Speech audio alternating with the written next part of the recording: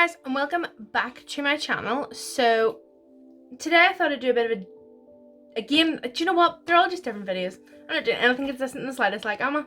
Nothing at all. I watched this girl, I can't remember her name now, Bailey something. Bailey Sarian, I think her name is. And she does all of these, I guess they technically are makeup tutorials, but she doesn't really talk through what she's doing. What she does is, like for example here we've got human hamburgers. They're the very disturbed Joe Metheny mystery and makeup get ready with me. So this is going to be a get ready with me, and I'm going to talk about very chilling. They're all very well known by the world, because there's still a lot of them are, I think all of these are still unsolved. So yeah, so the first one is really sad, I think. Basically what happened with this one is it's called The Boy in the Box, and it was, what's the word? It was a hunter. He hunted something specific. Okay, a young muskrat hunter. He was out one day. It was February 1957 in Philadelphia, and a muskrat hunter was out in the woods near a roadside, like a highway. He was out checking his traps one day, and he came across a large cardboard box, and he looked inside the cardboard box, and there was a little boy, the body of a boy, completely naked. He was mutilated, but he just left him there because he was too scared.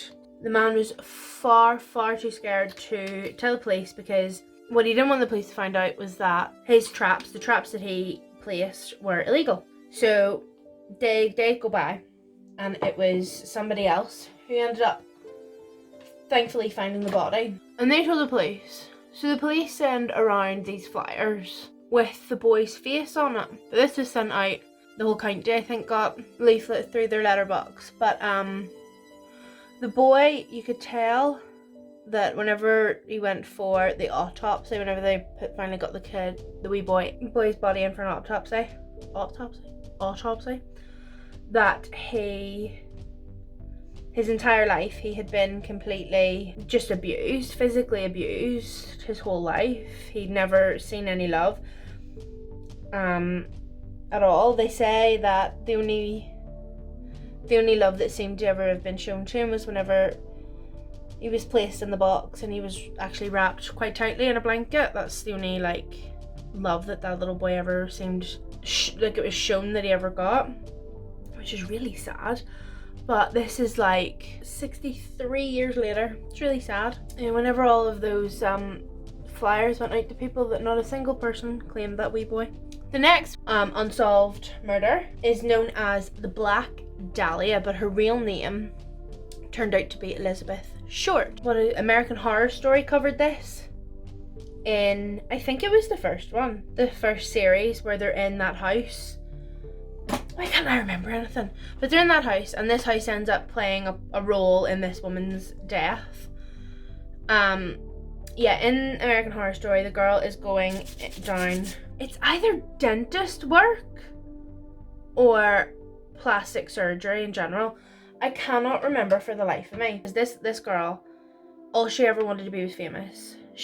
Her whole life goal was to become an actress. So she tried to do everything she could in her power to get there. And if that entailed getting her tatas done, then that's what she was going to do. But unfortunately, it led to her death. That is definitely how it happened in American Horror Story. We don't entirely know how it happened here, do we? Because it never got solved. I think this is in Los Angeles. It was one day, was it January? Yeah, 15th of January, 1947. A young mother and her 3-year-old daughter were walking, just out for a walk, I think, and they came across the body of Elizabeth Short, just lying in the grass beside the path, completely cut in half. Her intestines had been pulled out of her body, completely removed from her body, folded up and shoved back in. And she's just lying out there in the open, just out in the open. There were bits of her skin, as if So imagine it was her leg. It was as if a rectangle from one of the pictures I'd seen before, just completely cut. Just cut off of her body, like flesh, like just flesh. Cut away. And her mouth had been cut like the Joker. Bit of a psycho. But there was actually a man, an editor at the Los Angeles Examiner, got a call from somebody who claimed to be the murderer, and that he'd kept souvenirs and that he'd send them via post. 4 days later, and lo and behold, the man kept his promise, and her birth certificate, business cards, photographs, and her address book were all in this letter. But they never actually found out who the murderer was, and I think there was over 60 people. Yep, there were 60 people who insisted that they were all the murderers for this. Why would you insist that you're the murderer of anybody? And that was, what year was that? 1957, did I say? 1947. So that was, oh wait, the other one was 57. It was, isn't it? Yeah. So this one was 73 years ago. The Lizzie Borden killings. This is our next one.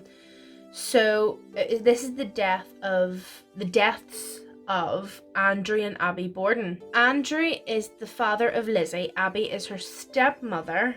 And Bridget was the family's maid, Bridget Sullivan. Lizzie was actually 32 years old at the time. She was a Sunday school teacher. Andrew decided that he was going about his day. It was just a normal day for them. Now this was August 4th, 1892. So this is well over 100 years ago.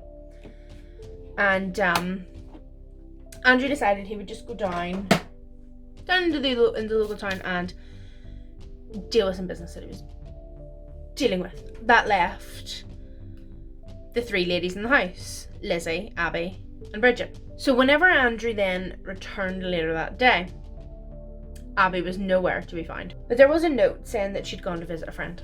But this is where it gets a wee bit wild. Abby hadn't actually gone anywhere at all. She was actually lying upstairs, lying on the floor, in a pool of her own blood. So Andrew just decided he'd sit down on the couch, have a nap. But Lizzie tried to convince Bridget to leave the house. She was telling her about a sale in a department store. But Bridget's like, no. Bridget just wanted to go upstairs, lie down in her bed. So she did. She completely fell asleep. However, I don't know how long it was though. I don't know how long Bridget was asleep before she woke up to screaming from Lizzie. She was screaming that her father had been murdered, and obviously Bridget ran out of her bedroom. She found Andrew dead on the sofa, but his face was so badly mutilated that you couldn't even recognize him. But Lizzie makes the comment that her stepmother still isn't home, but she should have been home already. So Bridget went upstairs, obviously, into the bedroom, to Andrew and Abby's bedroom, to see if she could, just to see if she was there, I'm assuming. And of course, she found her lying in a pool of her own blood, and she had been hacked. Okay, she found her completely dead, and she had been hacked to death with a hatchet. Abby had received 19 blows. Like, she'd been hit 19 times from this hatchet, and Andrew had been hit 11 times. Lizzie, at the beginning, was not a suspect in the slightest, but her friend caught her burning one of her dresses because it was stained.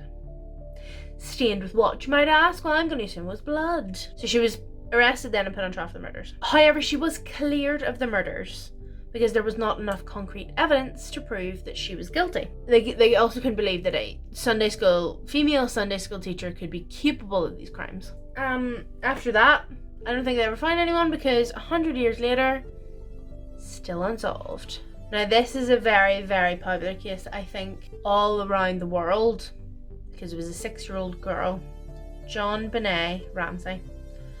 Now this little girl was a 6-year-old beauty pageant queen, and I think this murder really captivated the world because it's just sick. She lived with her parents, Patricia and John. She had a 9-year-old brother called Burke. They all lived in Boulder, Colorado. It was actually on Christmas morning of 1996, so it wasn't as long ago. Patsy, the mum, she phoned the police in an absolute panic. She'd found a ransom note for their daughter. This 3-page note demanded that the Ramsey family paid $118,000 for John Bonet to be returned home. It turns out though she hadn't actually been kidnapped. Her dead body turned up hours later inside the Ramsey household. So it turned out that after an examination of the body, she had been sexually assaulted, which is disgusting. She's 6 years old. There was a fracture to her skull. She was also strangled by a paintbrush, I think it said there, from her mother's paintbrushes. It was ruled a homicide, but that's because there was a lot of mistakes made by the police at the crime scene. It doesn't say what all of the mistakes were that were made by the police at the time, but it would make it completely and utterly impossible for them to ever find the killer, apparently. The Ramsey family was a suspect because they were suspected of it. They weren't a suspect. Because the paper that the ransom note was written on was actually paper that was from their house. Did I not just give it away automatically? No, is that just me? 24 years ago. Still unsolved. Nicole Simpson. I have seen, again, this is on Netflix, the TV series about this, about the O.J. Simpson files. O.J. Simpson and Nicole Brown married in 1985, had 2 children, but there was always a lot of domestic violence going on. She then filed for divorce in 1992. 2 years later, June 12th, 1994, Nicole and her friend Ronald Goldman were found brutally murdered outside Nicole's Brentwood, California home. The pair of them were stabbed to death. Nicole was stabbed 5 times in the neck. Her throat had been savagely slashed. And the prime suspect was O.J. Simpson. So he agreed to turn himself in, but then on June 17th he made a run for it. He threatened to kill himself and led the police on a chase through LA, like a high speed. I think it was during, at least in the TV series, it shows you OJ and his mate's driving the car. OJ's threatening to kill himself, and they're driving down the highway and the police are chasing them. There was so much evidence during the trials that was piled against OJ. For example, his blood was found at the crime scene. DNA from Nicole and Ronald were both found in his car, his home, and a pair of gloves were found in Nicole's property. And these were gloves that Nicole had bought OJ for Christmas one year. And there's a bloody footprint at the murder scene that matched OJ's shoe. Despite all the evidence, OJ was acquitted of the murders of his ex-wife and Goldman. However, he was later found guilty of the crimes in a civil court and was ordered to pay the families $33.5 million. That is it for today, guys. I would like to say thank you so much for watching. I hope you're not too disturbed by this video either. I do like to read about these things. I know that sounds really strange and really like, what's wrong with you? But I don't know. I think it's because I love a good horror movie. Thank you so much for watching. Please remember to like, share, subscribe, and come back again this Thursday.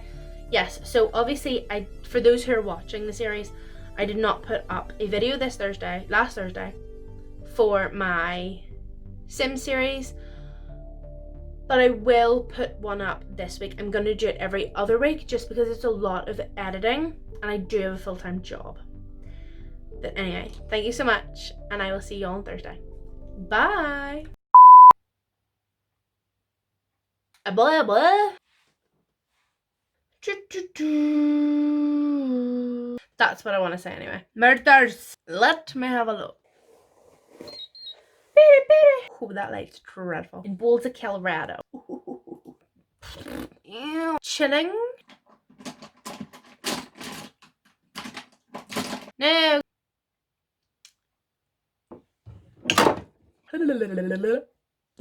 Oh, nay. Where is all my stuff?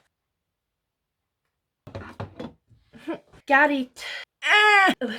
Nasty! Got my computer beside me. There's been a murder! You, what?